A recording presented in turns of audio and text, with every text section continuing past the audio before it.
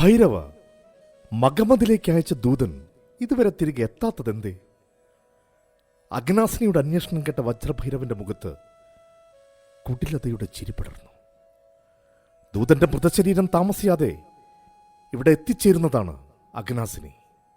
അത് കേട്ട് അഗ്നാസിനിയുടെ ചുണ്ടിൽ പുച്ഛത്തിന്റെ ചിരി വിടർന്നു.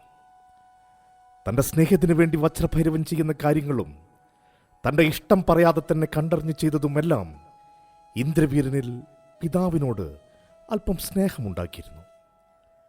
രാത്രി പിതാവ് പറഞ്ഞതനുസരിച്ച് പിറ്റേ ദിവസം താരവൃന്തിയുടെ കാര്യം സംസാരിക്കുവാനായി പിതാവിൻ്റെ അടുത്തേക്ക് ചെന്ന ഇന്ദ്രവീരൻ വളരെ അവിചാരിതമായാണ് അഗ്നാസിനിയുമായുള്ള വജ്രഭൈരവന്റെ സംസാരം കേൾക്കുവാനിടയായത്. ഭൈരവൻ തുടർന്നു. വസിഗോധയിലേക്ക് മാത്രമല്ല, മഗമതിയിലേക്കും യുദ്ധത്തിനായി സൈന്യം വിന്യസിച്ചു എന്ന വ്യാജ വാർത്ത ചന്ദ്രഹാസനെ അറിയിക്കുവാനായി മഗമതിയുടെ തന്നെ വിലക്കെടുക്കപ്പെട്ട ദൂതന്റെ സന്ദേശം പുറപ്പെട്ടു കഴിഞ്ഞു. അല്പം ആലോചിച്ചതിനു ശേഷം അഗ്നാസിന് പറഞ്ഞു, പദ്ധതിയൊക്കെ നല്ലത് തന്നെ ഭൈരവ. വസിഗോധ അറിയുന്നത് ചന്ദ്രഹാസൻ യുദ്ധത്തിന് തുടക്കം വിട്ടെന്നും, എന്നാൽ മഗമതി അറിയുക വസിഗോധ യുദ്ധം ആരംഭിച്ചു എന്നും. കൊള്ളാം. പക്ഷെ അപ്പോഴും ഒരു തടസ്സമുണ്ടല്ലോ ഭൈരവ. എന്ത് തടസ്സം? നാഗഗോത്രം. അവരത്ര നിസ്സാരമായി കാണണ്ട.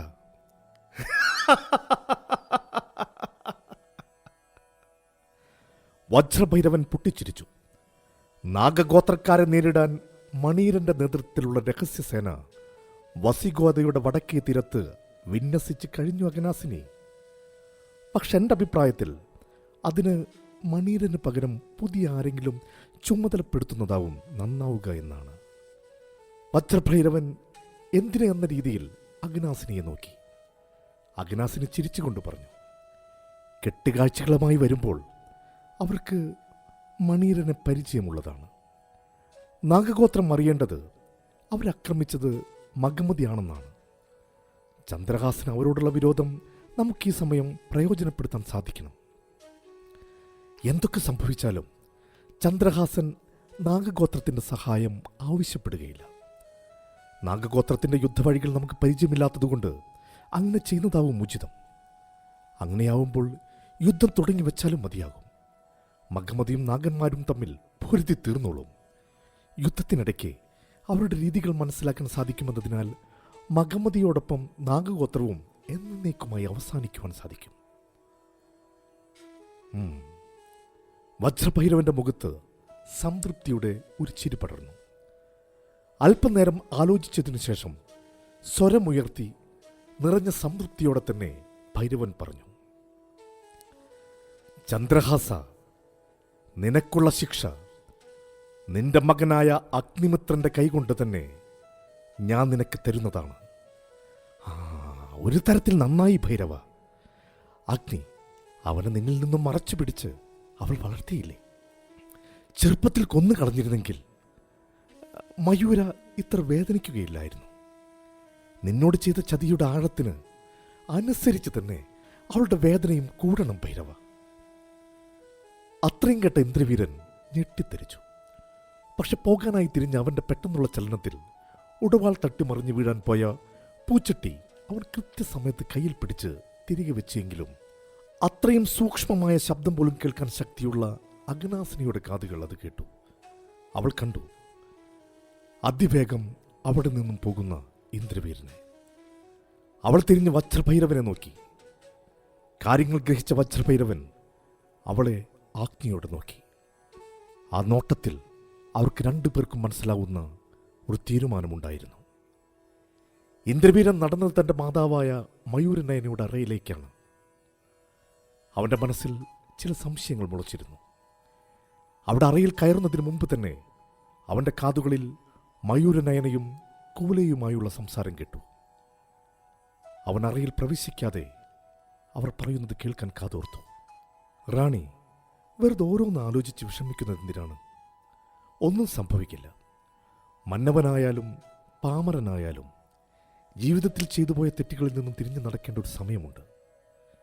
അങ്ങയുടെ ദുഃഖം കണ്ട് സാക്ഷാൽ കാലഭൈരവന് പോലും മനസ്സിലവ് തോന്നിയതാവും, കൂലയെ പറഞ്ഞു. ഇല്ല കുവലയ, തെറ്റുകൾ തിരുത്തണമെങ്കിൽ അതിനുള്ളിൽ അല്പമെങ്കിലും നന്മ ബാക്കിയുള്ള ഒരുവന് മാത്രമേ സാധിക്കൂ. ഭൈരവനും സഹോദരിയും തിന്മയുടെ മൂർത്തിഭാവങ്ങൾ മാത്രമാണ്. ഒന്നും കാണാതെ ഭൈരവൻ അഗ്നിയെ സേനാനായകനാക്കുകയില്ല. പക്ഷേ സ്ഥാനമാനങ്ങളിൽ മതിമറക്കുന്നവനല്ല റാണി കുമാരൻ. സത്യം തന്നെ കുവലയ, എൻ്റെ പുത്രൻ സ്ഥാനമാനങ്ങൾ ആഗ്രഹിക്കുന്നവനല്ല. പക്ഷെ ചുറ്റുമുള്ള ചതിക്കുഴികൾ.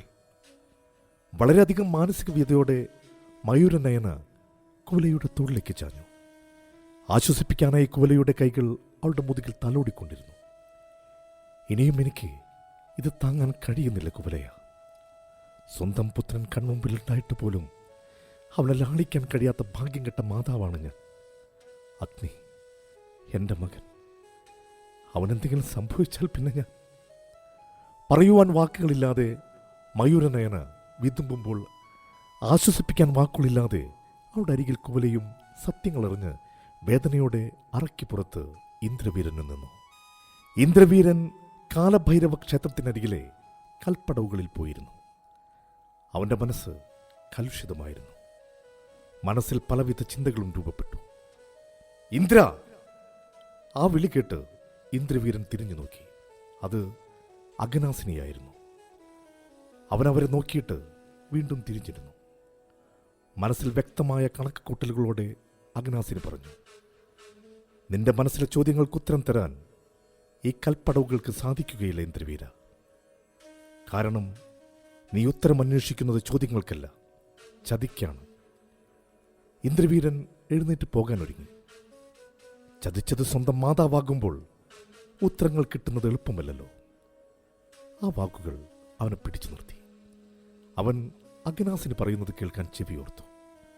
വാക്കുകളിൽ തെൻ പുരട്ടി അഗ്നാസിനെ ഇന്ദ്രവീരൻ്റെ ഉള്ളിലേക്ക് വിഷം നിറയ്ക്കാൻ തുടങ്ങി. പിതാവിൻ്റെ സ്നേഹം വേണ്ട പോലെ അനുഭവിക്കാൻ സാധിക്കുന്നില്ല എന്നോർത്ത് നീ ധാരാളം വിഷമിച്ചിട്ടുണ്ട് എന്നെനിക്കറിയാം. പക്ഷെ അതിനുള്ള കാരണം എന്താണെന്ന് ആലോചിച്ചിട്ടുണ്ടോ? വസിഗോതയുടെ റാണിയായി ഇവിടെ വാഴുമ്പോഴും മയൂരനയന നിന്റെ പിതാവിനെ വഞ്ചിക്കുകയായിരുന്നു.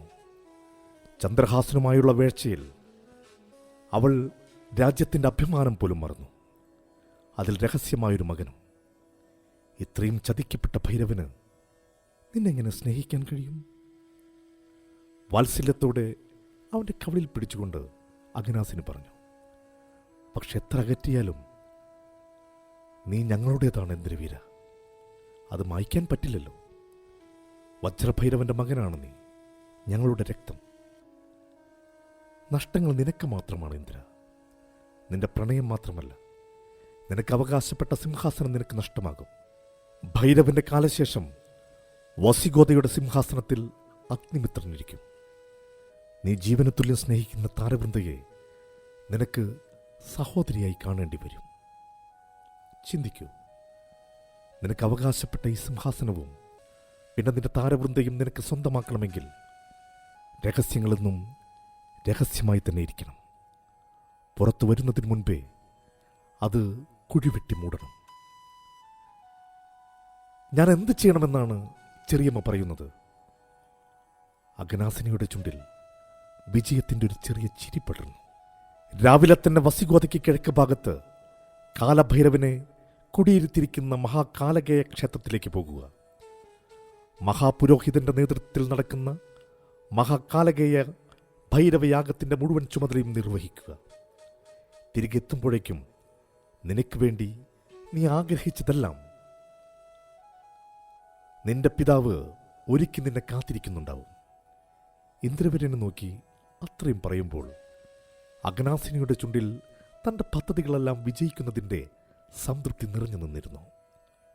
അന്ന് രാത്രിയുടെ ഏതോ യാമത്തിൽ മയൂരനയനയുടെ കണ്ണുകളെ നിദ്ര തഴുകി. ആ സമയം അവൾ ആരെന്നറിയാത്ത ഒരു വൃദ്ധനെ സ്വപ്നം കണ്ടു. വളരെ പഴകിയതെന്ന് തോന്നിക്കുന്ന നിറം മങ്ങിയ വസ്ത്രങ്ങൾ ധരിച്ച ആ വൃദ്ധന് വെള്ളിനൂല് പോലെ നീളമുള്ള മുടിയായിരുന്നു. ആ വൃദ്ധൻ നിന്നിരുന്നത് ഒരു യുദ്ധഭൂമിയിലായിരുന്നു. അവിടെയായിട്ട് മൃതദേഹങ്ങൾ കിടന്നിരുന്നു. ചാരനിറത്തിലെ പുക മുഴുവൻ അവിടെ നിറഞ്ഞിരുന്നു. അയാൾ മയൂരനയനയെ നോക്കി അലറി. നാശം, സർവനാശം. സ്ത്രീയുടെ കണ്ണുനീർ നാടുമുടിക്കും. മകൻ നഷ്ടപ്പെട്ട അമ്മയുടെ കണ്ണുനീർ ഈ ഭൂമിയെ ചുട്ടുപൊള്ളിക്കും. മരണം, മരണം, എല്ലാം നഷ്ടപ്പെട്ടവന്റെ വിലാപം.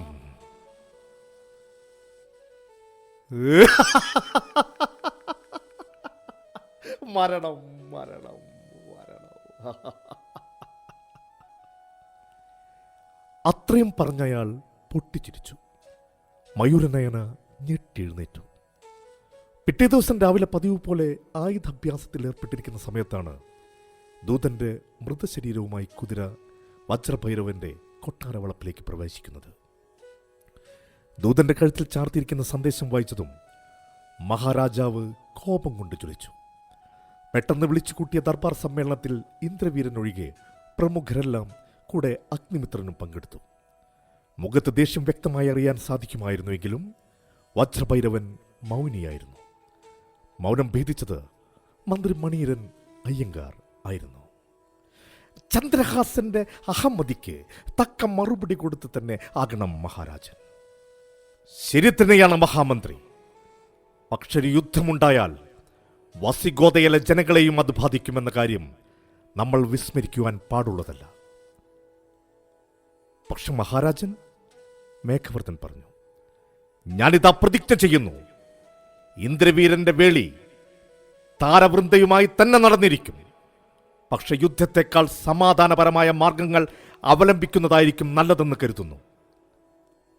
അപ്പോഴേക്കും ദർബാറിലേക്ക് ഒരു ഭടൻ ഓടിക്കിതച്ചു വന്നു.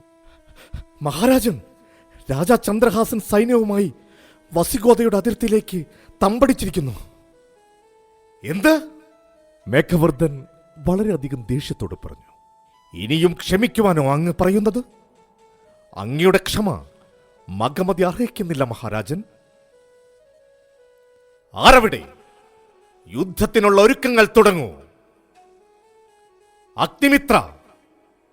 മഹാരാജൻ, യുദ്ധനിപുണത കൈവരിച്ചിട്ടില്ലാത്തതിനാൽ ഈ യുദ്ധം മേഘവർദ്ധൻ നിയന്ത്രിക്കട്ടെ.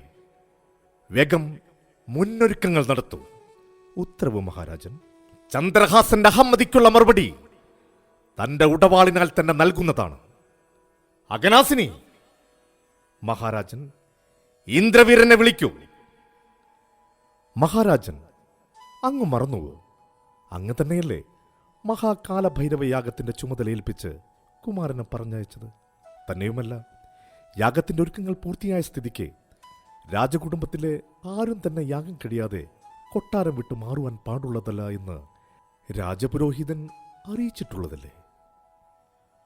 പക്ഷെ ഇങ്ങനൊരു സാഹചര്യത്തിൽ ഇത് നമ്മുടെ കർത്തവ്യമാകുന്നു അഗനാസിനി. അരുത് മഹാരാജൻ. യാഗം മുടങ്ങിയാൽ ഒരു വലിയ ദോഷങ്ങൾ സംഭവിക്കാം. യുദ്ധസമയത്ത് കാലഭൈരവയാഗം മുടങ്ങുന്നത് ശരിയായിട്ട് കരുതുന്നില്ല, മണീരൻ പറഞ്ഞു. പിന്നെ എന്തു ചെയ്യും മണീര? യുദ്ധത്തിന്റെ ചുമതല മേഘവർദ്ധനും അഗ്നിമിത്രനും ഒരുപോലെ ഏറ്റെടുക്കട്ടെ. യാഗം കഴിഞ്ഞ് ബാക്കി തീരുമാനിക്കുന്നതാവും ഉചിതം. അഗ്നിമിത്ര. മഹാരാജൻ, വസിഗോദ മഹാരാജ്യത്തിന്റെ അഭിമാനം ഞാൻ നിന്നിൽ ഭാരമേൽപ്പിക്കുന്നു. യുദ്ധം ജയിക്കേണ്ടത് മാത്രമല്ല, രാജകുമാരി താരവൃന്ദയെ വസിഗോദയുടെ രാജകുമാരൻ ഇന്ദ്രവീരന്റെ പട്ടമഹിഷയാക്കേണ്ട ഉത്തരവാദിത്വവും ഞാൻ നിന്നിൽ അർപ്പിക്കുന്നു. ഉത്തരവ് മഹാരാജൻ. അങ്ങനെ ഏൽപ്പിച്ച ഉത്തരവാദിത്വം ഞാൻ ജീവൻ ബലി കൊടുത്തും നിറവേറ്റുന്നതാണ്. അത്രയും പറഞ്ഞ് യുദ്ധത്തിനായുള്ള മുന്നൊരുക്കത്തിനായി അഗ്നിമിത്രൻ മേഘവർദ്ധനോടൊപ്പം പോകുമ്പോൾ കാര്യങ്ങളെല്ലാം വിജയിച്ച രീതിയിൽ മേഘവർദ്ധൻ അഗ്നിമിത്രൻ കാണാതെ തിരിഞ്ഞു നോക്കി.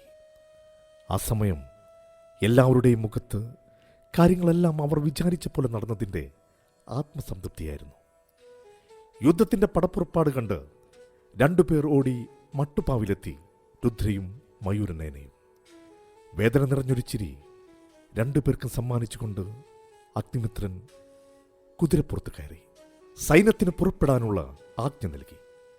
മയൂരനയനയുടെ കാലുകൾ കൂലയെ അന്വേഷിച്ചുകൊണ്ട് പാഞ്ഞു. സൈന്യം ബഹുമാനത്തോടെ പറഞ്ഞതനുസരിച്ച് മേഘവർദ്ധനും വിശ്രുതനുമായിരുന്നു വിനായകൻ, അഗ്നിമിത്രന്റെ സേനയിലെ പ്രധാന അംഗങ്ങൾ. ശസ്ത്രഗോത്രനായിരുന്നു റഫീഖ് വടക്കോട്ട് വിന്യസിച്ച സേനയെ മണീറിന് പകരം നയിച്ചത്. ഇതേ സമയം വസിഗോദയുടെ സൈന്യം വിന്യസിച്ചു എന്ന വാർത്ത അറിഞ്ഞ ചന്ദ്രഹാസനും യുദ്ധത്തിനുള്ള ഒരുക്കങ്ങൾ നടത്തി. വൈദേഹി നദിയുടെ ഇരുവശങ്ങളിലുമായി 2 സൈന്യവും താൽക്കാലിക താവളങ്ങളുണ്ടാക്കി തമ്പടിച്ചു. ഇതേ സമയം കാര്യങ്ങളറിഞ്ഞ് മയൂരനയനെ അന്വേഷിച്ചു വരികയായിരുന്ന കുവലയ അവൾ വഴിയിൽ വെച്ച് റാണിയെ കണ്ടു. അവളെ കണ്ടതും മയൂരനയന വളരെ പരിഭ്രമത്തോടെ അവളുടെ ചുമലിൽ പിടിച്ച് കുലുക്കിക്കൊണ്ട് പറഞ്ഞു, ഞാൻ പറഞ്ഞില്ലേ കുവലയ, ഞാൻ പറഞ്ഞില്ലേ. കുവലയ ഒന്നും മിണ്ടരുത് എന്ന് കൈകൊണ്ട് ആംഗ്യം കാണിച്ചതിന് ശേഷം ചുറ്റുമെന്ന് കണ്ണോടിച്ചു. ശേഷം റാണിയെയും വിളിച്ചുകൊണ്ട് സുരക്ഷിതമായൊരു സ്ഥലത്തേക്ക് മാറി നിന്നു. അവിടെ ചെന്നതും മയൂരനയന പറഞ്ഞു, ഞാൻ പറഞ്ഞില്ലേ കുവലയ, അന്നേ ഞാൻ പറഞ്ഞില്ലേ, അവരെൻ്റെ മകനെ. ഒന്നും സംഭവിക്കില്ല റാണി, അഗ്നിമിത്രൻ തിരികെ വരും. അതിനി ഒരു വഴിയേ ഉള്ളൂ. കുമാരൻ ആരാണെന്ന് കുമാരൻ അറിയണം. റാണിയുടെ സങ്കടങ്ങൾക്കെല്ലാം അതോടെ ഒരു ശമനമുണ്ടാകും. യുദ്ധം ചെയ്യിച്ച് അങ്ങയുടെ സങ്കടങ്ങൾ തീർക്കുവാൻ കുമാരൻ വരും റാണി. അതിനുള്ള സമയമായി എന്ന് മാത്രം കരുതുക. പക്ഷെ സുകർമ്മ, അവൾ എൻ്റെ മകളാണ് റാണി. അങ്ങേ അവൾക്ക് മനസ്സിലാവും. ഈ മനസ്സ് തിരിച്ചറിഞ്ഞില്ലെങ്കിൽ പിന്നെ മനുഷ്യനാണ് എന്ന് പറയുന്നതിൽ എന്തർത്ഥമാണ് റാണിയുള്ളത്? റാണി വിഷമിക്കാതിരിക്കൂ. റാണി തൽക്കാലം കൊട്ടാരത്തിലേക്ക് പോകൂ. ഞാൻ താമസിയാതെ അവിടേക്ക് വരാം. മറുപടിക്ക് കാത്തു നിൽക്കാതെ കുവലയ നടന്നു നീങ്ങി.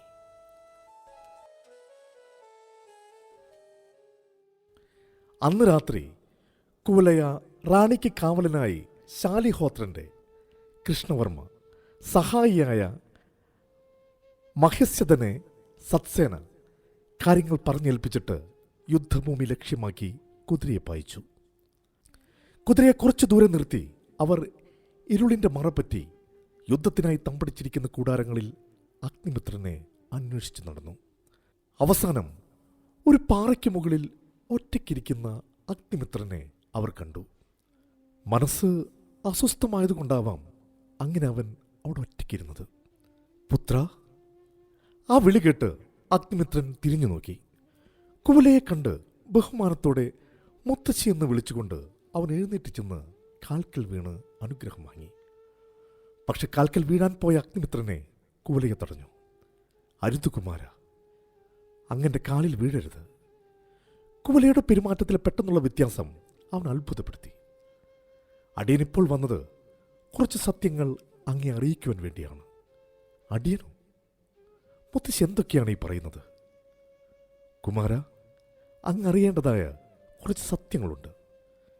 എന്താണ് എന്ന അർത്ഥത്തിൽ അഗ്നിമിത്രൻ കുവലയെ നോക്കി. കുവലയെ തനിക്കറിയാവുന്ന സത്യങ്ങളെല്ലാം അവനോട് പറഞ്ഞു. ചന്ദ്രഹാസന മയൂരനയന സ്നേഹിച്ചതും അവൾ വജ്രഭൈരവൻ തട്ടിക്കൊണ്ടുപോകുന്നതും മയൂരനയന അനുഭവിച്ച ദുരിതങ്ങളും അവളൊരു ആൺകുഞ്ഞിന് ജന്മം നൽകിയതും കുഞ്ഞിനെ മാറ്റിക്കെടുത്തിയതും സുകർമ്മയുടെ കുഞ്ഞിനെ ബലി കഴിച്ചതും അവൻ്റെ വളർച്ച അകലെ നിന്ന് അവൻ്റെ അമ്മ കണ്ടതുമെല്ലാം എല്ലാം അവർ അവനോട് പറഞ്ഞു. എല്ലാം കേട്ട അഗ്നിമിത്രൻ ഒന്നും വിശ്വസിക്കാൻ പറ്റാതെ കുവലയെ നോക്കി. കുവലയെ തുടർന്നു. എന്നെപ്പോൾ റാണി അയച്ചത് അങ്ങയോട് ഒരു കാര്യം അറിയിക്കുവാൻ വേണ്ടിയാണ്. കയ്യിൽ കരുതിയിരിക്കുന്ന ഒരു ചുരുൾ കുവലയ അഗ്നിമിത്രന് നേരെ നീട്ടി. അഗ്നിമിത്രൻ അത് നിവൃത്തി വായിച്ചു. പുത്ര, ആശകളറ്റുപോയ ഒരമ്മയുടെ അവസാന ആഗ്രഹമാണ്. ചന്ദ്രഹാസൻ നിന്റെ പിതാവാണ്. എൻ്റെ പുത്രൻ പിതൃഹത്യ ചെയ്യരുത്. പിതാവിനെ രക്ഷിക്കുക എന്നത് പുത്രൻ്റെ ധർമ്മമാണ്. അതുമാത്രമേ ഈ ഭാഗ്യം കെട്ട അമ്മയ്ക്ക് നിന്നോട് ആവശ്യപ്പെടാനുള്ളൂ. ചതിക്കുഴിക്ക് നടുവിലാണ് നീ. രക്ഷപ്പെടണം. ഞാനും രുദ്രയും നിനക്ക് വേണ്ടി കാത്തിരിക്കും. മയൂരനയന. ഒന്നും മിണ്ടാതെ നിൽക്കുന്ന അഗ്നിമിത്രനെ നോക്കി ഒരു ദീർഘനിശ്വാസത്തോടെ തിരികെ പോകുവാൻ പോയ കുവലയെ അഗ്നിമിത്രൻ വിളിച്ചു. മുത്തശ്ശി. അവർ അവനെ തിരികെ നോക്കി. മാതാവിനെ അറിയിക്കൂ. പിതാവിനോടൊപ്പം ഞാൻ വേഗം തന്നെ തിരികെ വരുമെന്ന്. അത് കേട്ട് കുവലയുടെ മനസ്സ് നിറഞ്ഞു. ചുണ്ടിൽ ഒരു ചെറിയ ചിരി മിന്നി. പക്ഷെ അന്നത്തെ രാത്രി, ആ രാത്രി ദുരന്തങ്ങൾ അണപൊട്ടിയൊഴുകി രാത്രിയായിരുന്നു. ആക്രമണമുണ്ടായാൽ മാത്രം പ്രത്യാക്രമണം ചെയ്യുക എന്ന് അഗ്നിമിത്രനും അതുപോലെ തന്നെ ചന്ദ്രഹാസനും അവരവരുടെ സേനയ്ക്ക് ആജ്ഞ നൽകിയിരുന്നു. പക്ഷെ അവർ കരുതിയ പോലെ ഒന്നുമായിരുന്നില്ല അവിടെ നടന്നത്. ശസ്ത്രഗോത്രന്റെ നേതൃത്വത്തിലുള്ള രഹസ്യസേന അന്ന് രാത്രി കന്ദല രാജ്യത്തിന്റെ അതിരിലൂടെ വൈദേഹി നദി നീന്തിക്കടന്നു. ദൂരദർശനിയിലൂടെ പരിസരം വീക്ഷിക്കുന്ന ചന്ദ്രസേനന്റെ സേനാനായകൻ വൈദേഹി നീന്തിക്കടന്ന് മലമ്പ്രദേശത്ത് കയറിപ്പോകുന്ന സൈനികരെ കണ്ടു. അയാൾ അതിൻ്റെ കാര്യം അന്വേഷിക്കാൻ തൻ്റെ സേനയുള്ള വിശ്വസ്തരായ കുറച്ച് സൈനികരയച്ചു. വൈദേഹി നദി നീന്തിക്കടന്ന സൈന്യം മലമ്പ്രദേശത്ത് കടക്കുന്ന നിമിഷമാണ് മഗമതിയുടെ ഭടന്മാർ അവരുടെ മുന്നിലെത്തിയത്. ഏയ്, ആരാണ് നിങ്ങൾ? എന്താണ് നിങ്ങൾ ഇവിടെ ചെയ്യുന്നത് എന്നുള്ള ചോദ്യത്തിന് ഉത്തരമായി മുഖം മറച്ച ശസ്തഗോത്രൻ തന്റെ സൈനികരെ നോക്കി. അവർ ആ ഭടന്മാരെ നിർദാക്ഷിണ്യം ആക്രമിച്ചു. കാര്യങ്ങൾ ചന്ദ്രഹാസനെ അറിയിക്കണമെന്ന ഉദ്ദേശമുണ്ടായിരുന്നതിനാൽ എല്ലാവരെയും കൊന്നില്ല. ഒരാളെ ദേഹം മുഴുവൻ വെട്ടി മുറിവേൽപ്പിച്ച് തിരികെ അല്പപ്രാണനാക്കി തിരികെ അയച്ചു. അതിനുശേഷം അവർ മലനിരകളെ ലക്ഷ്യമാക്കി നീങ്ങി. ആ രംഗങ്ങൾ ദൂരദർശനിയിലൂടെ കണ്ട സേനാനായകൻ വേഗം ചന്ദ്രഹാസന്റെ കൂടാരത്തിലേക്ക് നടന്നു. താൻ കണ്ട കാര്യങ്ങൾ അയാൾ ചന്ദ്രഹാസനെ അറിയിച്ചു. ചന്ദ്രഹാസൻ സേനാനായകന്റെ കയ്യിൽ നിന്നും ദൂരദർശിനി വാങ്ങി രംഗം വീക്ഷിച്ചു. ആ സമയം അല്പപ്രാണനായി മലനിരകളിൽ നിന്നും കുതിരയുടെ മേൽ ആ ഭടനും ചന്ദ്രഹാസന്റെ അടുത്തേക്ക് വന്നു. തന്റെ പ്രാണൻ കയ്യിൽ പിടിച്ചുകൊണ്ട് ആ ഭടനെത്തിയത് ഒരു കാര്യം ചന്ദ്രഹാസനെ അറിയിക്കുവാൻ വേണ്ടിയായിരുന്നു. കാര്യം പറയുവാനുള്ള ജീവൻ തന്നിൽ ബാക്കിയില്ലെങ്കിലും തന്റെ സകല ശക്തിയുമെടുത്ത് അവൻ പറഞ്ഞു, മഹാരാജൻ, അവിടെ വജ്രഭൈരവന്റെ സൈന്യം. അത്രയും പറഞ്ഞുകൊണ്ട് ആ ഭട്ടൻ താഴെ വീണ് ജീവൻ വെടിഞ്ഞു. നാഗഗോത്രം തന്റെ ശത്രുക്കളാണെങ്കിലും തന്റെ രാജ്യത്തിന്റെ ഭാഗമായി അവരെ സംരക്ഷിക്കേണ്ടത് തന്റെ ചുമതലയാണ് എന്ന് കണ്ട ചന്ദ്രഹാസൻ തന്റെ സേനയ്ക്ക് നിർദ്ദേശം കൊടുത്തു. മഹാസൈനികരെ, കാലാൾപ്പട 2000-ഉം 8000-ഉം അംഗങ്ങളുള്ള 2 സേനകളായി പിരിയുക. 2000 പേരുടെ സൈന്യം സേനാനായകൻ മഹേന്ദ്രന്റെ നേതൃത്വത്തിൽ മലനിരകളെ ലക്ഷ്യമാക്കി നീങ്ങുക. ബാക്കിയുള്ള കാലാൾപ്പടയും കുതിരപ്പടയും ആനപ്പടയും വൈദേഹിയുടെ തീരത്ത് തമ്പടിച്ചിരിക്കുന്ന സൈന്യത്തെ നേരിടാൻ തയ്യാറായിക്കൊള്ളുക. സൈനികർ ബഹുമാനം അർപ്പിച്ച് യാത്രയാകുമ്പോൾ ചന്ദ്രഹാസനും തന്റെ കൂടാരത്തിലെത്തി യുദ്ധത്തിന് തയ്യാറായി. ആ സമയം അവിടെ യുദ്ധത്തിന് തയ്യാറായി താരവൃന്ദയും എത്തിച്ചേർന്നു. പക്ഷെ മകളെ കണ്ട ചന്ദ്രഹാസൻ ചോദിച്ചു, പുത്രി, എന്താണ് ഇവിടെ? ജീവിക്കുമ്പോൾ മാത്രമല്ല മരിക്കുമ്പോഴും ധീരയായി തന്നെ മരിക്കണമെന്ന് അങ്ങ് തന്നെയല്ല പിതാവേ എന്നെ പഠിപ്പിച്ചത്. പക്ഷെ പുത്രി, ദയവ് ചെയ്ത് അരുത് എന്ന് മാത്രം പറയരുത്. തിരികെ ഒന്നും പറയാൻ വാക്കുകളില്ലാതെ ചന്ദ്രഹാസൻ പുത്രിയെ അഭിമാനത്തോടെ തന്നോട് ചേർത്ത് പിടിച്ചു. മഹേന്ദ്രന്റെ സൈന്യം മലനിരകളെ ലക്ഷ്യമാക്കി നീങ്ങിയപ്പോൾ ചന്ദ്രഹാസന്റെയും താരവൃന്ദയുടെയും സേന വൈദേഹി ലക്ഷ്യമാക്കി നീങ്ങി.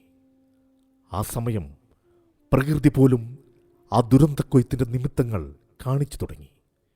കൊടുങ്കാറ്റ് വീശിയടിക്കുന്നത് കണ്ട് മഹാകാലകേയ ഭൈരവയാഗത്തിന്റെ മുന്നൊരുക്കം നടത്തിയിരുന്ന മഹാപുരോഹിതൻ അമ്പരന്നു. പെട്ടെന്നുണ്ടായ മിന്നലിൽ ഭൈരവ വിഗ്രഹത്തിൽ കണ്ട ചുവപ്പും വിഗ്രഹത്തിന്റെ കണ്ണുകളിൽ കണ്ട തിളക്കവും അദ്ദേഹത്തിന്റെ കണ്ണിൽ പേടി നിറച്ചു. തന്റെ കുതിരയുടെ പുറത്ത് കയറി അദ്ദേഹം കൊട്ടാരം ലക്ഷ്യമാക്കി പാഞ്ഞു. ഈ സമയം വീശിയടിച്ച് കൊടുങ്കാറ്റിൽ പൂജാനിമഗ്നനായിരുന്ന രാജർഷിയുടെ മുന്നിൽ തെളിഞ്ഞിരുന്ന കൽവിളക്കണഞ്ഞു. ദേവീസന്നിധിയിലെ മണികളെല്ലാം വലിയ ശബ്ദത്തോടെ മുഴങ്ങി. ദുർനിമിത്തം കണ്ട രാജർഷിയുടെ കണ്ണിൽ അമ്പരപ്പ് വ്യക്തമായിരുന്നു. പെട്ടെന്നൊരു ശബ്ദം കേട്ട് രാജർഷി വേഗം വെളിയിൽ വന്നു. അത് ഹൈനവനായിരുന്നു. അദ്ദേഹത്തിൻ്റെ വയറിൽ അമ്പ് തറച്ചിരുന്നു.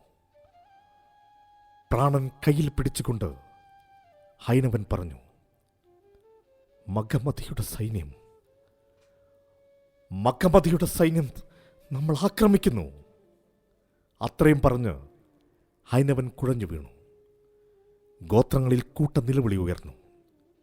രാജർഷി മുക്തരാജിനോട് കണ്ണുകൊണ്ട് ആജ്ഞ നൽകിയതനുസരിച്ച് മുക്തരാജി ഹൈനവന്റെ മുറിവിൽ പച്ചമരുന്ന് വെച്ച് കിട്ടി. ദുർനിമിത്തങ്ങൾ മനസ്സിനെ വല്ലാതെ ബാധിച്ചിരുന്നുവെങ്കിലും രാജർഷി അവരെ നോക്കി പറഞ്ഞു, ആരും പരിഭ്രമിക്കരുത്. നാഗന്മാർ പരമേശ്വരന്റെ ഭൂതഗണങ്ങളാണെന്ന സത്യം വിസ്മരിക്കരുത്. പരാശക്തി നമുക്ക് തുണയായുണ്ട്. പ്രത്യാക്രമണത്തിന് തയ്യാറാകൂ. മുക്തരാജി, പ്രഭു, സ്ത്രീകളെ എല്ലാവരെയും പടിഞ്ഞാറ് ഭാഗത്തു നിന്നും ഒഴിപ്പിച്ച് കിഴക്ക് ഭാഗത്ത് നടുവിലുള്ള കുടിലുകളിലേക്ക് മാറ്റൂ. അത്രയും പറഞ്ഞുകൊണ്ട് രാജർഷി അമ്പലത്തിനുള്ളിലേക്ക് കയറി.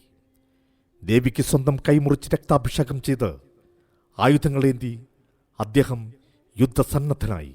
നല്ല ആരോഗ്യമുള്ള കാട്ടുപോത്തിന്റെ പുറത്ത് രാജർഷിയും കുറച്ച് നാഗന്മാരും യാത്ര തിരിച്ചു. ആ യാത്ര യമദേവന്റെയും സൈന്യത്തിന്റെയും വരവ് പോലെ തോന്നിച്ചു.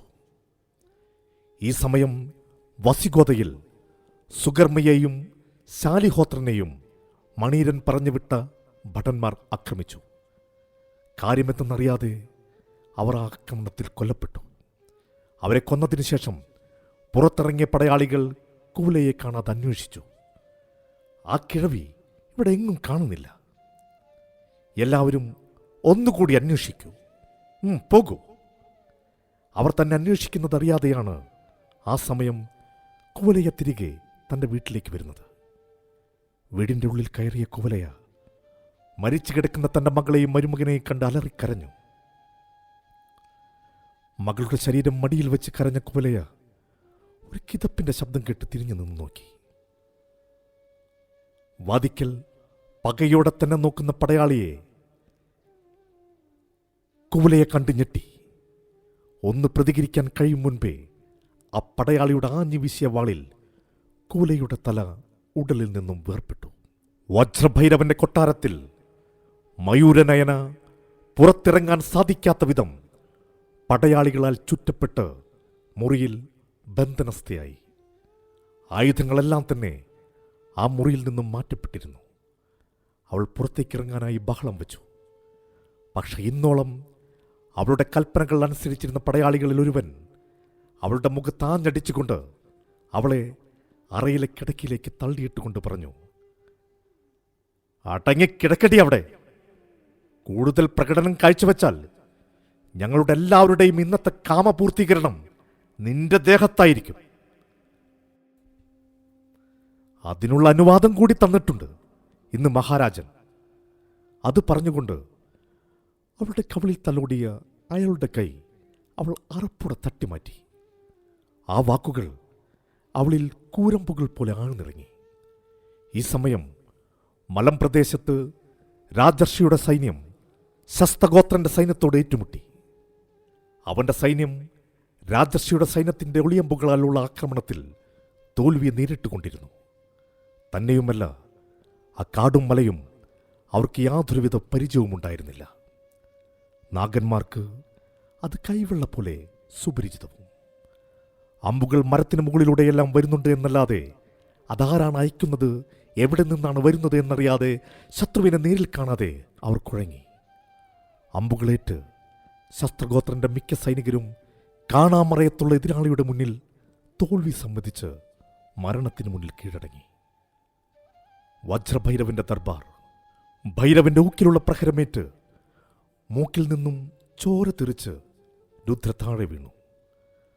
അവളുടെ ചുറ്റും കഴുകൻ കണ്ണുകളുമായി അഗനാസിനിയും മണീരനും മറ്റു പലരും നിലയുറപ്പിച്ചിരുന്നു. അവരുടെ എല്ലാവരുടെയും നോട്ടം അവളുടെ ശരീരത്തിലായിരുന്നു. താഴെ വീണ രുദ്രയുടെ മുടിയിൽ കുത്തിപ്പിടിച്ച് എഴുന്നേൽപ്പിച്ചു. എന്തിനാണ് എന്നെ? അതിനുത്തരമായി വജ്രഭൈരവൻ അവളുടെ മേലാട വലിച്ചൂരി. തല പിടിച്ചു കൊണ്ടുവന്ന് സിംഹാസനത്തിൽ ഇടിച്ചതിനാൽ നെറ്റിമുറിഞ്ഞ മുഖത്ത് മുഴുവൻ രക്തമൊഴുകി. പൊതുമധ്യത്തിൽ വിവസ്ത്രയാക്കപ്പെട്ട സങ്കടത്താൽ അവൾ തന്റെ കൈകൾ കൊണ്ട് മാറുമറച്ചു. തന്റെ ശരീരത്തിന്റെ നഗ്നതയിലേക്ക് ആഴ്ന്നിറങ്ങുന്ന കണ്ണുകൾ കണ്ട അവൾ തന്റെ വസ്ത്രത്തിന്റെ കീറിയ ഭാഗം കൈകൊണ്ട് മറയ്ക്കാൻ ശ്രമിച്ചു. മര്യാദയ്ക്ക് ഞങ്ങളുടെ ആഗ്രഹങ്ങൾക്ക് വഴങ്ങുന്നതാണ് നിനക്ക് നല്ലത്. ഇല്ലായെങ്കിൽ യുദ്ധത്തിന് പോയ രുദ്രാപതി അഗ്നിമിത്രനെ നീ ഇനി കാണുകയില്ല. അത് കേട്ട് രുദ്രയുടെ കണ്ണുകൾ നിറഞ്ഞു. അവൾ കരഞ്ഞുകൊണ്ട് മയൂരനയനയുടെ അറ ലക്ഷ്യമാക്കി ഓടി. അത് കണ്ട അവർ പൊട്ടിച്ചിരിച്ചു. വേട്ടയാടി പിടിക്കുന്ന മൃഗത്തിന്റെ ഇറച്ചിക്ക് രുചി കൂടുതൽ തന്നെ. വജ്രഭൈരവൻ ആജ്ഞ നൽകിയതനുസരിച്ച് മണീരൻ അവളുടെ പിന്നാലെ പോയി. പ്രാണരക്ഷാർത്ഥം ഓടിയ രുദ്ര മഹസ്യതന്റെ സത്സേനയെ പോയി ഇടിച്ചു. അവളുടെ അവസ്ഥ കണ്ട മഹസ്യതൻ അന്താളിച്ചു. എന്തു പറ്റി മോളെ? എന്നെ അവർ പിന്നാലെ വരുന്ന മണീരനെ കണ്ട് മഹസ്യതൻ അദ്ദേഹത്തെ തടഞ്ഞുകൊണ്ട് ചോദിച്ചു, അങ്ങെന്താണ് ഈ കാണിക്കുന്നത്? അരുത് പ്രഭു, കൊച്ചുകുട്ടിയല്ലേ, ഉപദ്രവിക്കരുത്. ഞാൻ അങ്ങയുടെ കാല് പിടിക്കാം. മാറി നിക്കട. അതും പറഞ്ഞ് മണീരൻ മഹസ്യതനെ പിടിച്ചു തള്ളി. വീണുപോയെങ്കിലും പക്ഷെ വേഗം എഴുന്നേറ്റ മഹസ്യതൻ മണീരനെ വട്ടം പിടിച്ചു. മണീരനെ ഒരു വശത്തേക്ക് തള്ളി തുണിയോട് ചേർത്ത് പിടിച്ചുകൊണ്ട് മഹസ്യതൻ അലറി, ഓട് മോളെ, ഓട്, ഓടി രക്ഷപ്പെടുമോളെ, ഓട്, പോ. അത് കേട്ട് രുദ്ര പരിഭ്രമത്തോടെ വീണ്ടും ഓടി. മണീരൻ മഹസ്യതനെ ചേർത്ത് നിർത്തി കത്തി കുത്തിയിറക്കി. ഒന്നല്ല 3 തവണ ആ കത്തി മഹസ്യത്തിന്റെ ശരീരം തുളച്ച് പുറത്തിറങ്ങി. ഈ സമയം ചന്ദ്രഹാസന്റെ സൈന്യവും അഗ്നിമിത്രന്റെ സൈന്യവും ആ നിലാവുള്ള രാത്രിയിൽ ഏറ്റുമുട്ടുകയായിരുന്നു. ഇടയ്ക്ക് ചന്ദ്രഹാസനെ വെട്ടാൻ വാളൂങ്ങിയ പടയാളികളെ അഗ്നിമിത്രൻ വെട്ടിവീഴ്ത്തി. അത് കണ്ട ചന്ദ്രഹാസൻ വിശ്വാസം വരാതെ അഗ്നിമിത്രനെ നോക്കി. അത് ശ്രദ്ധിച്ച മേഘവർദ്ധൻ അഗ്നിമിത്രന് നേരെ പാഞ്ഞെടുത്തു. ചന്ദ്രഹാസന്റെ വലതുവശം ചേർന്ന് നിന്ന് അഗ്നിമിത്രൻ മേഘവർദ്ധനോട് പൊരുതി. പക്ഷേ ഈ സമയം ഒരു പടയാളിയുമായി യുദ്ധത്തിലേർപ്പെട്ടിരുന്ന താരവൃന്ദയുടെ കുതിരയുടെ കഴുത്ത് നോക്കി വിശ്രുതൻ ആഞ്ഞുവിട്ടി. കുതിര വേദന കൊണ്ട് പുളഞ്ഞു. കുതിച്ചു ചാടിയ കുതിരയുടെ മുകളിൽ നിന്നും താരവൃന്ദ താഴെ വീണു. മിണ്ടാപ്രാണികളെയും സ്ത്രീകളെയും കുട്ടികളെയും ആയുധം നഷ്ടപ്പെട്ടവരെയും ഉപദ്രവിക്കാൻ പാടില്ല എന്ന യുദ്ധനിയമത്തിന്റെ ലംഘനം. പരിഹാസത്തോടെ താരവൃന്ദ വിശ്രുതനെ നോക്കി. ആ പരിഹാസം വിശ്രുതനെ ദേഷ്യം പിടിപ്പിച്ചു. താരവൃന്ദയുടെ നേരെ വീശിയ വാൾ അവൾ പരിചകൊണ്ട് തടുത്ത ശേഷം വാൾ കൊണ്ട് അതിവേഗം തിരിഞ്ഞു വെട്ടിക്കൊണ്ട് പറഞ്ഞു, വസിഗോതയിൽ യുദ്ധം ചെയ്യുവാൻ പോലും പുരുഷന്മാരില്ലേ? നപുംസകവുമായി യുദ്ധം ചെയ്യേണ്ടി വരുന്നത് കഷ്ടം തന്നെ. അത് കേട്ട വിശ്രുതൻ അതിയായ കോപത്തോടെ കുതിരയുടെ പുറത്തുനിന്നും ചാടിയിറങ്ങി അവളുടെ നേരെ നിന്ന് യുദ്ധം ചെയ്തു. വിശ്രുതന്റെ വിട്ടുകളെല്ലാം താരവൃന്ദ അതിസമർത്ഥമായി തടുത്തു. ഒരേ സമയം വാൾ വെച്ച് വെട്ടുകയും തടുക്കുകയും അതോടൊപ്പം തന്നെ പരിചകൊണ്ട് ആഞ്ഞടിക്കുകയും ചെയ്ത താരവൃന്ദയുടെ അപ്രതീക്ഷിത നീക്കത്തിൽ വിശ്രുതന്റെ കയ്യിലെ വാൾ തെറിച്ചു. പരിഹാസത്തോടെ വിശ്രുതന്റെ നെഞ്ചിൽ താരവൃന്ദ ആഞ്ഞു ചവിട്ടി. വിശ്രുതൻ താഴെ വീണു. കിടന്നുകൊണ്ട് താരവൃന്ദയുടെ ആക്രമണം കുറെ പരിചകൊണ്ട് തടുത്തുവെങ്കിലും താമസിയാതെ തന്നെ വിശ്രുതന്റെ പരിചയം തെറിച്ചു. അതോടെ വിശ്രുതന്റെ കണ്ണിൽ മരണഭയമാളി. താരവൃന്ദ ഒരു ചിരിയോടെ വിശ്രുതന് നേരെ വാളോങ്ങിയെങ്കിലും പിന്നിൽ നിന്നും ഒരു ഭട്ടന്റെ വാൾ താരവൃന്ദയുടെ മുതുകു തുളച്ച് വയറിലൂടെ പുറത്തേക്കിറങ്ങി. താരവൃന്ദയുടെ വാൾ ലക്ഷ്യം തെറ്റി. വിശ്രുതൻ രക്ഷപ്പെട്ടു. പിന്നിൽ നിന്നുള്ള ആക്രമണം, അതും സ്ത്രീകളോട്, യുദ്ധത്തിലെ ഏറ്റവും വലിയ അനീതി. നപുംസകങ്ങളുടെ യുദ്ധമുറ. തിരിഞ്ഞു നോക്കിയ താരവൃന്ദ തന്നെ പിന്നിൽ നിന്നും കുത്തിയവന്റെ തല നോക്കി ആഞ്ഞു വീശി. അവന്റെ തല ഉടലിൽ നിന്നും വേർപെട്ട് മണ്ണിലുരുണ്ടു. താരവൃന്ദ യുദ്ധഭൂമിയിൽ കുഴഞ്ഞു വീണു. അവളുടെ ജീവൻ ശരീരത്തിൽ നിന്നും വേർപ്പെടുമ്പോൾ അവളുടെ കണ്ണിൽ ഇന്ദ്രവീരന്റെ മുഖം തെളിഞ്ഞു. ഇന്ദ്ര! ആ പേരിനോടൊപ്പം അവളുടെ ശ്വാസവും നിലച്ചു. ആ അന്ത്യശ്വാസം പുറത്തു പോയപ്പോൾ തെറിച്ച മണൽ പോലും അവളെ ബഹുമാനിച്ചിരിക്കണം. ആ സമയം നാഗഗോത്രത്തിനെ രക്ഷിക്കാൻ വന്ന മഗമതിയുടെ സൈനികരെയും ഗോത്രക്കാർ ആക്രമിച്ചു. മഗമതിയുടെ സേനയുടെ വെല്ലുവിളി വലുതായിരുന്നു. അവർക്ക് ഒരേ സമയം ശസ്തഗോത്രന്റെ സൈനികരെയും നാഗന്മാരെയും നേരിടേണ്ടി വന്നു. തന്റെ സേന തോൽക്കുകയാണെന്ന് കണ്ട ശസ്തഗോത്രൻ പരിഭ്രമത്തോടെ സ്വരക്ഷയ്ക്കായി കാടിന്റെ മറ്റൊരു ദിക്കിലേക്ക് രക്ഷപ്പെടാൻ നോക്കി. പക്ഷെ അവൻ നാഗന്മാർ വച്ചിരുന്ന കിണിയിൽ തന്നെ വീണു. ആ സമയം മഹേന്ദ്രൻ ഉച്ചഭാഷണിയിലൂടെ വിളിച്ചു പറഞ്ഞു, നാഗഗോത്രത്തിന്റെ ശ്രദ്ധയ്ക്ക്, നിങ്ങൾ ആക്രമിക്കുന്നത് മഗമതിയിലെ സേനയല്ല, വസിഗോദയിലെ സേനയാണ്. അവർ വേഷം മാറി നിങ്ങളെ ആക്രമിച്ചുകൊണ്ടിരിക്കുകയാണ്. നിങ്ങളുടെ രക്ഷയ്ക്ക് വേണ്ടിയാണ് മഗമതിയുടെ സൈന്യം വന്നിരിക്കുന്നത്. അതിനാൽ നിങ്ങൾ ദയവ് ചെയ്ത് ആക്രമണം നിർത്തുക. ഇവരെ ഞങ്ങൾക്ക് വിട്ടുതരിക. നാഗന്മാർക്ക് അത് വിശ്വാസം വന്നില്ല. പക്ഷെ അത്രയും പറഞ്ഞപ്പോൾ ചീറിയെടുത്ത വസിഗോദയുടെ ഒരു സൈനികനെ മഹേന്ദ്രൻ വെട്ടിവീഴ്ത്തിയതോടെ തൽക്കാലം ആക്രമണം നിർത്താൻ രാജർഷി നാഗന്മാർക്ക് നിർദ്ദേശം കൊടുത്തു. അതോടെ മിച്ചം വന്ന സൈനികരെ മഹേന്ദ്രന്റെ സൈന്യം യുദ്ധം ചെയ്ത് പരാജയപ്പെടുത്തി. അതിനുശേഷം മഹേന്ദ്രൻ വീണ്ടും ഉച്ചഭാഷണിയിലൂടെ വിളിച്ചു പറഞ്ഞു, നമ്മുടെ രാജ്യം വലിയ വിഷമസന്ധികളിലൂടെ കടന്നു പോകുകയാണ്. വസിഗോദ നമ്മളെ ആക്രമിച്ചുകൊണ്ടിരിക്കുകയാണ്. യുദ്ധനിപുണരായ നാഗന്മാരുടെ സഹായം ഇപ്പോൾ രാജ്യത്തിന് വളരെയധികം ഗുണം ചെയ്യും. ഇത് നമ്മൾ ഒരുമിച്ച് നിൽക്കേണ്ട സമയമാണ്. അത്രയും പറഞ്ഞതിന് ശേഷം മഹേന്ദ്രൻ ചുറ്റും നോക്കി. യാതൊരുവിധ മറുപടിയും കിട്ടുന്നില്ല എന്ന് കണ്ട് അല്പനേരം നിന്നതിന് ശേഷം അയാൾ നിരാശയോടെ തിരിഞ്ഞു പോകാൻ തുടങ്ങി. നിൽക്കൂ! കാടിന്റെ ഇരുട്ടിൽ നിന്നും കാട്ടുപോത്തിന്റെ മുകളിൽ ഇരുന്നു കൊണ്ട് രാജർഷിയുടെ രൂപം മറന്നീക്കി പുറത്തേക്ക് വന്നു. മഹേന്ദ്രൻ പ്രതീക്ഷയുടെയും അമ്പരപ്പോടെയും രാജർഷിയെ നോക്കി. കാരണം പുറമേക്ക് വേറെ ആരും അതിനു മുൻപ് രാജർഷിയെ കണ്ടിട്ടുണ്ടായിരുന്നില്ല. മുന്നിലേക്ക് വന്ന് മഹേന്ദ്രനോടായി രാജർഷി പറഞ്ഞു, ആപത്ത് സമയത്ത് രക്ഷിച്ചതിനും സഹായിച്ചതിനും മഹാരാജാവിനോട് നന്ദി അറിയിക്കൂ. പക്ഷേ ഈ കാട് വിട്ടൊരു യുദ്ധം ഞങ്ങളെക്കൊണ്ട് സാധ്യമല്ല. കാടിൻ്റെ മറപറ്റിയുള്ള യുദ്ധത്തിൽ കാടിൻ്റെ മക്കളെ ജയിക്കുവാൻ കഴിയില്ല. പക്ഷെ തുറന്ന ഭൂമിയിലെ യുദ്ധത്തിൽ നാഗഗോത്രത്തിന് നിലനിൽപ്പുണ്ടാകുകയില്ല. അതിനുള്ള യുദ്ധമുറകൾ നാഗഗോത്രത്തിന് വശവുമില്ല. നാഗഗോത്ര തലവൻ എന്ന നിലയ്ക്ക് അവരെ അങ്ങനെ ഒരു അപകടത്തിലേക്ക് എൻ്റെ ജനങ്ങൾ അയക്കാൻ സാധിക്കുകയുമില്ല. ക്ഷമിക്കുക.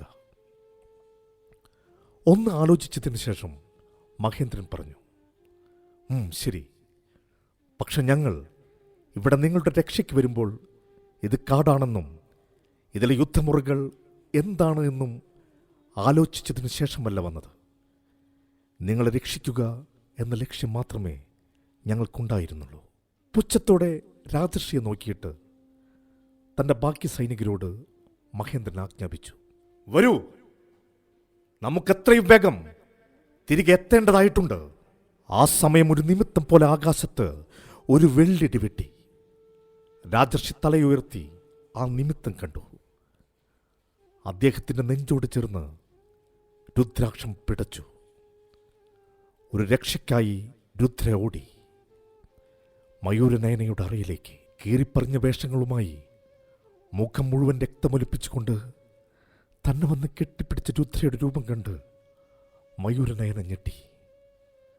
രുദ്ര, എന്തു പറ്റി? എന്തു പറ്റി? അവർ എന്നെ... അത്രയും പറഞ്ഞപ്പോഴേക്കും രുദ്രയുടെ ബോധം മറഞ്ഞു താഴെ വീണു. പുത്രി! അപ്പോഴേക്കും അവിടേക്ക് മണീരൻ കടന്നു വന്നു. കണ്ണിൽ പകയോടെ മയൂരനയന മണീരനെ നോക്കി. അവൻ രുദ്രയെ കടന്നു പിടിച്ചപ്പോൾ മയൂരനയന അവന്റെ നേരെ അലറി. തൊട്ടു പോകരുത്! മുഖം മടച്ചുള്ള ഒരടിയായിരുന്നു മയൂരനയനയ്ക്ക് മണീരന്റെ മറുപടി.